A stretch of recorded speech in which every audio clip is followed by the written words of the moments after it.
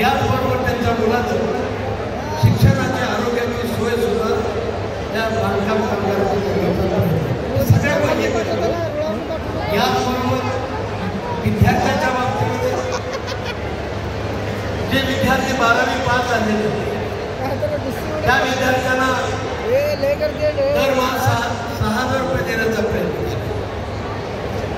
ITI झाले त्यांना 8,000 रुपये आणि पदवीधर जे आहे त्यांना 10,000 रुपये. माझ्या सर्व या 12वी ITI आणि पदवीधर विस्तार झाले. माझे नम्रपणा या योजनेचा ही योजना ऑनलाईन करायची. कुणाच्या वशिलाची गरज नाही.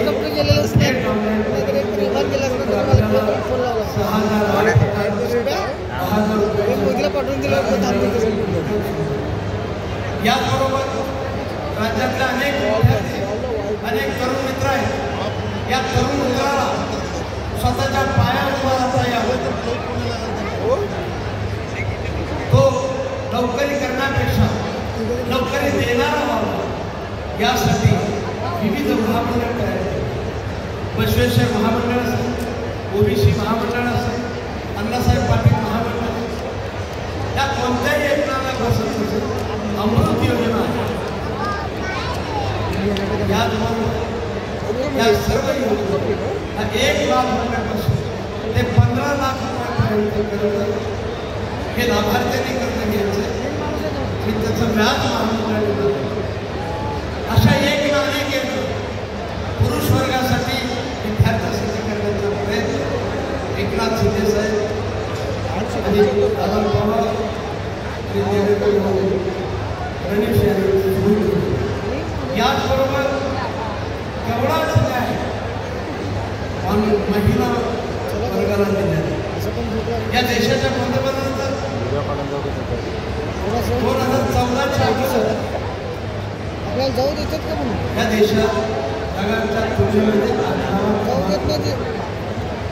तो आता 24 5व्या क्रमांकावर बॉम्ब लावला तुम्ही म्हणतात. आणि माननीय मोदी साहेबांनी 29च्या 5 वर्षामध्ये 3ऱ्या क्रमांकावर भारताची अर्थव्यवस्था घेण्याचा प्रयत्न आश्वासित केले. याचबरोबर 2047 या देशाला स्वातंत्र्य मिळून 100 वर्ष होते आणि या 100 वर्षात विकसित भारत कसा असा यासाठी तमाम देशवासियांनी सूचना मागवली आणि त्या सूचना एकत्रित करून त्याचा प्रारूप आराखडा 2047 कसा त्याचा तयार विकसित भारत करण्याचं स्वप्न तमाम भारतवर्षाला आणि याच्यामध्ये जाणीवपूर्वक माननीय मोदी साहेबांची इच्छा आहे या देशातल्या 50% या महिला आणि विशेष करून महिलांना सुद्धा न्याय मिळाला पाहिजे. महिला सुद्धा स्वाभिमानाने जगल्या पाहिजे. महिलांनी पुरुषांच्याकडे हात पसरू नये म्हणून महिलांचा सुद्धा मान सन्मान करण्याचा प्रयत्न केला. महिलांच्या सुद्धा वैयक्तिक लाभाच्या योजना यामध्ये आपल्याला आठवतं राज्य सरकारने 50% बस सवलत दिलेली आहे. बचत गटामध्ये कर्जाच्या मर्यादा वाढवलेल्या आहेत.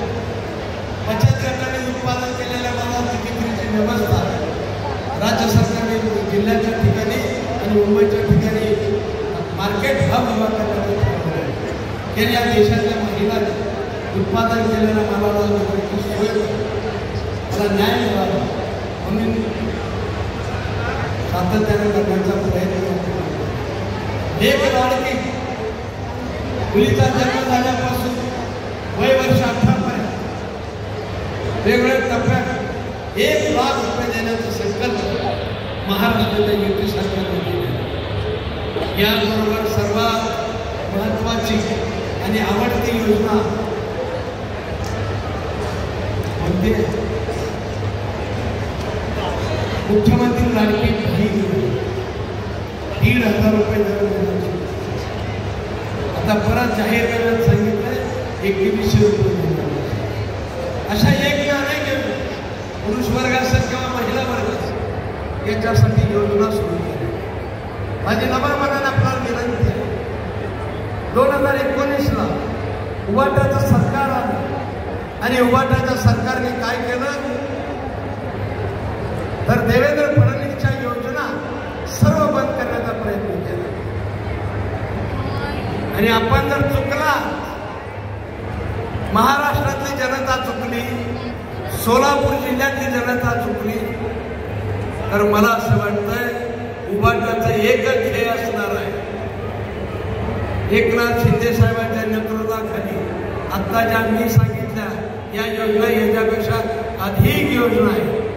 या योजना आपल्याला बंद करायच्या आहेत का, हा माझा तुम्हाला प्रश्न आहे.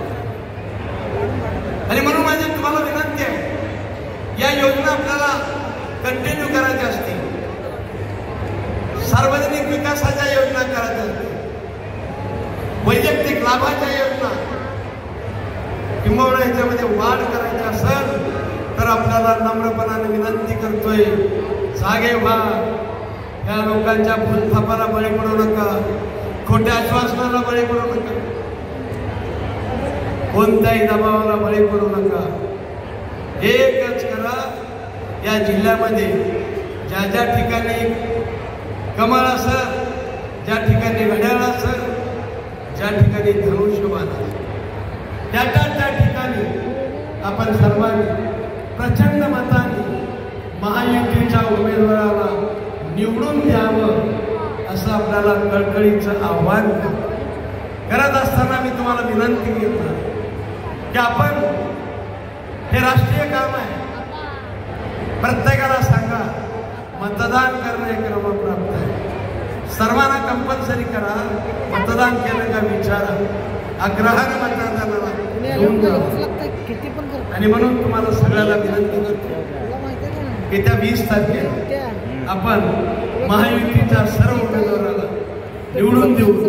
महाराष्ट्रामध्ये परत एकदा महायुतीचं सरकार आपल्या सर्वांच्या आशीर्वादानं आणावं असं कळकळीचं आवाहन करतो. मला संयोजकाने बोलण्याची संधी दिली त्याबद्दल संयोजकाचं मनापासून आभार. धन्यवाद. जय हिंद, जय महाराष्ट्र.